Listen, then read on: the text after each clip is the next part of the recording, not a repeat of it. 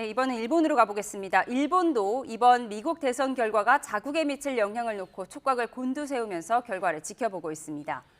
일본 정부는 누가 당선되더라도 미일 동맹의 중요성에는 변함이 없다면서 원론적인 입장을 보이며 말을 아끼고 있는데요. 일본 연결하겠습니다. 김세호 특파원. 네, 도쿄입니다.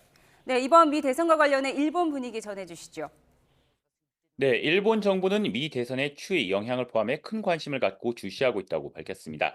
일본 정부 대변인인 하야시 요시마사 관방장관은 오늘 정례 브리핑에서 이같이 언급하고 미일 동맹은 일본 외교와 안보의 기축이라고 강조했습니다. 이어 인도 태평양 지역 그리고 국제사회의 평화와 번영의 기반이라는 점에 변함이 없다고 덧붙였습니다.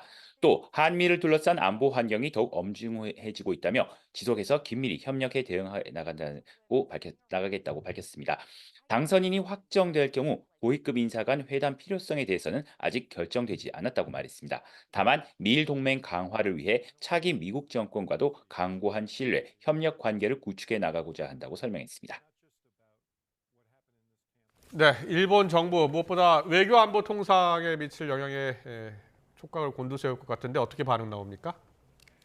우선 일본 언론들은 주요 경합주에서 트럼프 전 대통령이 우위를 점하며 승리를 잡아가고 있다는 소식을 실시간으로 전하고 있습니다. 특히 트럼프 전 대통령의 당선 확률이 90% 이상에 이른다는 미 언론들의 전망치도 속보로 내보내고 있습니다. 그러면서 안보와 경제에 미칠 영향에 대한 분석도 조금씩 내놓고 있는데요.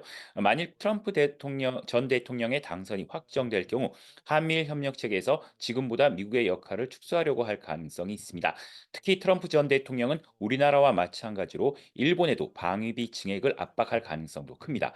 경제 분야에서도 트럼프 전 대통령은 일본 등 외국에서 수입되는 제품의 최대 20%의 관세를 부과하겠다고 벼르고 있습니다. 이 때문에 자동차 등 주요 수출 품목의 수출에도 비상이 걸릴 수 있어 일본 정부로서는 이에 대한 대응책 마련에 부심할 것으로 보입니다. 지금까지 도쿄에서 YTN 김세호입니다.